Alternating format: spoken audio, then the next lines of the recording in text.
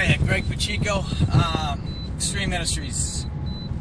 Yeah, it looks like the angle of this thing's a little different where you can't see my face. I get the phone flipped around a little bit. But anyway, hey, God bless you.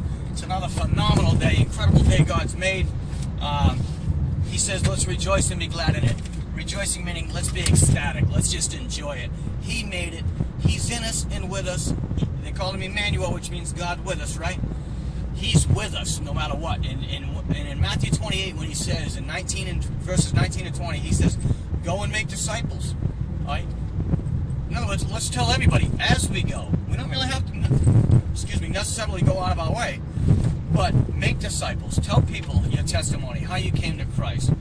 Tell people how phenomenal he is. He's absolutely phenomenal. I'm doing it now, actually, with you guys. Make disciples, followers, learners, hearers of Jesus, and then teach them all that he's commanded. Okay, this is pretty easy, actually. I'm gonna tell you, God's gonna send them to you. I was just at my house. I just got done doing some yard work. Took a couple laps in the pool, right? A girl comes over, one of the neighbors, that I know I gave a Bible to. I'm not sure if we said a prayer way back when, but she was invited to church recently, and she didn't want to go. You know, some spiritual battle, I believe, was going on at that point.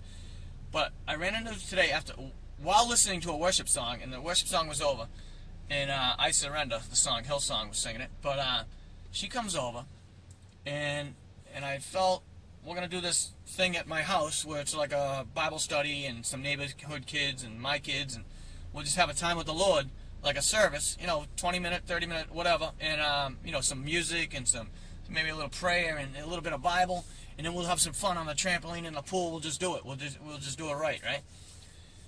So she comes over, and amazingly enough, not a minute earlier, I was praying for her and her brother. This all happened. A minute later, she walks over the house, and she lives down the street. So this is the Lord working. So I ended up getting her cell phone number, because I know God's working in her life. She wanted to go to church. She still does.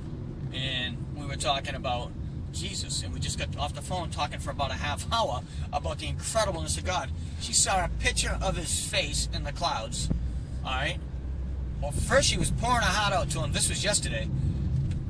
And then she's kind of weeping before the Lord, pouring her heart out to him. And then she sees an incredible picture of his face with detail that was insane, that actually, when she looked, she fell back into the car because it scared her. And it was and I felt the Spirit telling me that was like a born-again moment for her. So she maybe got saved yesterday, it seems like.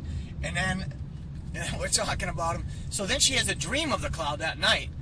Okay, because she was probably doubting it, and God, and then we're talking about it. I'm like, God was just confirming in the dream that was him, and then we run into each other, not by accident, but by accident, and then we're talking about him.